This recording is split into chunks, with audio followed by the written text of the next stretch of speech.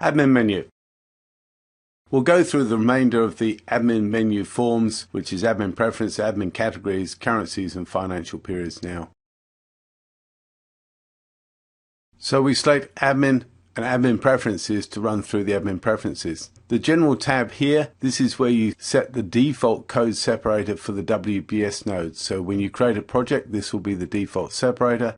But again, you can change the WBS node separator for each individual projects down in the project settings. You may need to do this if you're importing or exporting WBS data to third-party products that require a different separator. Admin preferences, the start day of the week here. By default, it's normally loaded up as Sunday. If I click to the start day of the week here, what it does is make the start day of the week the Monday now, so September the 5th is a Monday. If I go to admin preferences and change this to a Sunday, which in my experience is the default, then you'll end up with the 4th as the first day of the week. It's my preference to actually see a work day as the first day of the week, so I usually set it as a Monday. The default duration here, when you create a new activity, is created as 5 days. In actual fact, what you'll find is if you go to edit user preferences and you show the duration as hours here, you'll see that this is a 40-hour activity here. So it's a 40-hour activity that is created. So depending on the calendar that the activity is assigned to, you may end up with a different duration in days. So the default duration is 40 hours and it's been rounded up to days by the system. Moving on. Admin preferences, enable password policy. If you want to have a password policy where people have to put a minimum of 8 characters and 1 number and 1 letter, that's again an organizational philosophy, and this is where you can enable it or not enable it. Moving on to data limits. This is where you specify the maximum number of EPS or WBS tree limits, OBS tree limits, and you can adjust these to suit whatever your organization requires. You'll find that the maximum number of baselines appears to be unlimited. I've got 100,000 there, but the maximum number of baselines that can be copied with the project is 50. And this is one of the only real restrictions that I've found in these data limits. ID lengths, you can have a maximum ID length of projects in WBSs as 20. Generally, these are not restrictive, but some people who use products like SAP that have very large project ID lengths of 28 or 32, you might find that you have to do some truncation of the SAP project to be able to enter this into P6. Moving on, time periods. They use assigned calendars to specify the number of work hours for each time period. If you uncheck this and close and you go to enterprise calendars, what you'll find when you go and modify calendar that you can't specify the number of hours per day and days per week. And this is an option that I don't recommend. So if we go to admin user preferences, this makes sure each calendar can have its unique number of hours per day. So a 12-hour per day will have the number of hours divided by 12 and not by 8. If you untick this, this gives you backward compatibility to version 6 and earlier that didn't have unique number of hours per time period for each calendar. So I strongly recommend that this is never unticked. We have here also the abbreviations for each time period. You can change these if you want to min, etc. But again, most people don't bother. They leave them as standard, and this enables you to have narrower columns and data fields. If you start making that MIN and HOURS, you end up with very wide data fields, particularly in tables. Moving on to earned value. The techniques for computing performance percent complete and technique for computing estimate to complete. These are the defaults when you create a new WBS node. So if I close here and I go to the WBS, if I add a new node, you'll see that these settings here are drawn from that default. Admin preferences, they're drawn from here. So you'll see that it's taken the plan percent complete and the activity percent complete. If I change any of these, it will not change any default settings here. These do not change. So admin preferences earn value. These here set the defaults for new activities. And we'll go through this in more detail in the earned value chapter. Earned value calculation. This heading is actually fairly misleading, and doesn't really explain what we're talking about clearly here. When you set a baseline, the baseline, if you have an activity that's in progress, it will have plan dates and current dates, it will have a budget and an at completion that may be different. And therefore you can decide whether you want to see the budget value from your in-progress activity with the plan dates, and the plan dates may be irrelevant, whether you want the budget value with the current dates, which is the original budget against that activity with the current schedule dates, or whether you want to see the at completion, which may be different to the budget with an in-progress or completed activity.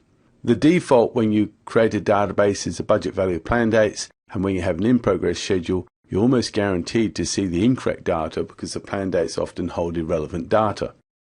I recommend that you use at completion value with current dates because you're using the revised estimate complete with the current schedule. Some organizations like to see the original budget with the current dates, and that's their policy, but as a default, I suggest you have the at completion values with current dates. This option here affects every project in the database. And if you're a contractor and you send a schedule into a customer and you are using different settings for the earned value calculation to the customers, they may see different baseline data to you. And that's why when you send a project into a customer, you must be very careful that you explain the PDF file is the contract data and the XER file is not the contract data, because different organizations importing the same XER file into different databases may see different information. So earned value calculation is something that you must set. This applies to every project in a database, and if somebody goes and changes this halfway through a project, you're going to see different baseline data. So it's very important that the administrator is quite clear about the earned value calculation field. Now let's look at reports.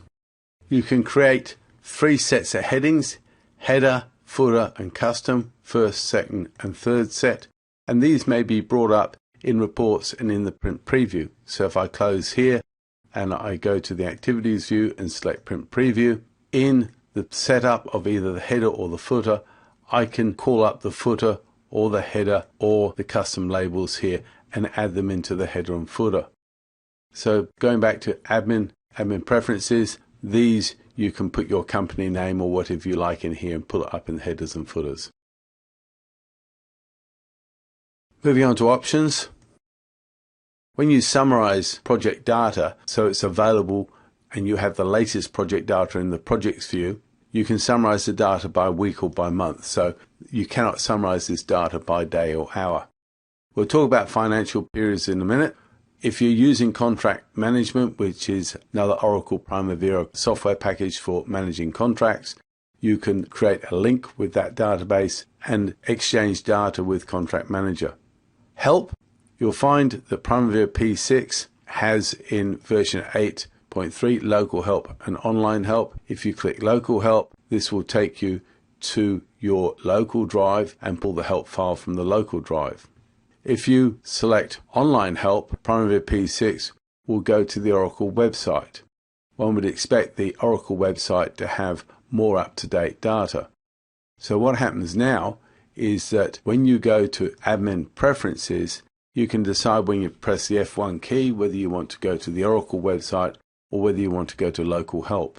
If you do not have an internet connection, you'll probably want to switch on the local help, but under normal circumstances one probably want to go to the Oracle website where one would expect the later data.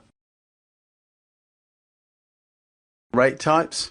Each resource may be assigned up to 5 unit rates, and this is where you may rename them. This one's been called standard rate, that's the default one. This is the internal rate, the external rate, and I haven't renamed these. So when you create a resource, you'll find that each resource may have up to 5 unit rates. We have the standard rate, an external rate, an internal rate, and this shows you the different rates that I have put in for this resource. When you create a project and you run the file new and you run the new project wizard, you'll find that you have an option of choosing the rate type here, the default rate type for an activity. When it's created and a resource is assigned to it, it will take the standard rate. Once you've created your project, you can go to the resources tab here and you can change the rate here. So this is the rate that's created when you create a project, or set when you create a project. You can change it here.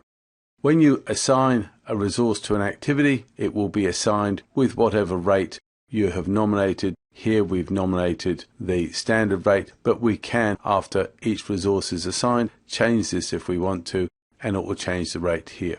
So that's how the admin preferences, the rate type works, and we'll talk more about this when we assign resources to activities. Moving on to industry. In older versions of P6, you had to select the industry when you installed the software, but in version 8 now, you can change this afterwards. Let me go across to a slide and show you how this affects the display of data. So in engineering, construction and utilities, oil and gas, you'll see that the duration is original and budgeted. Whereas in government, technology and aerospace, and high technology manufacturing and others, you'll see that the duration is called planned, and this budgeted value is also called planned. You'll also find that claim digger is also renamed scheduled comparison in both of these industry types. So we've just been through the admin preferences, and we've covered the content of each of these tabs here. So let's move on to the rest of the menu items. Next thing we want to have a look at is admin categories. And this is where the administrator will set up baseline categories, expense categories, WBS categories, document status, risk categories, notebook topics, and units of measure. The units of measure are used with material resources, and therefore you'll find that if you are working in a metric country, you're going to have to add meter, meter squared, meter cubed, tons, kilometer, and that sort of thing. So for each unit measure, you click on the add, you type M for meter, and you can therefore here put M again, or if you want to, you can put the full description. Again, add km for kilometer, and you can then either put km here, or you can put the full title. Once you've created the units of measure down here and you go to your resources, if you add a resource and make this resource a material resource, then you have an option of selecting the unit of measure here. So that's creating a new material resource. So admin categories here. The baseline types are used when you create a baseline. Again, you can add and delete them here. Expense categories can be assigned to expenses. WBS categories can be used for grouping and sorting your WBS. And WBS categories is really the closest thing you can get to a code. So you'll find that enterprise there are project codes, resource codes, activity codes, but no WBS codes. So you find that the admin WBS category is the closest you're going to get to a WBS category.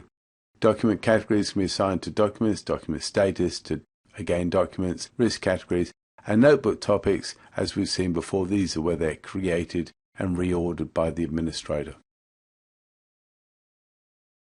Next thing we're going to look at is admin currencies. So I've loaded here the default database and it's come up with US dollars. I'm based in Australia, and if I want to change the default currency to Australia, you see there's no Australian dollars here.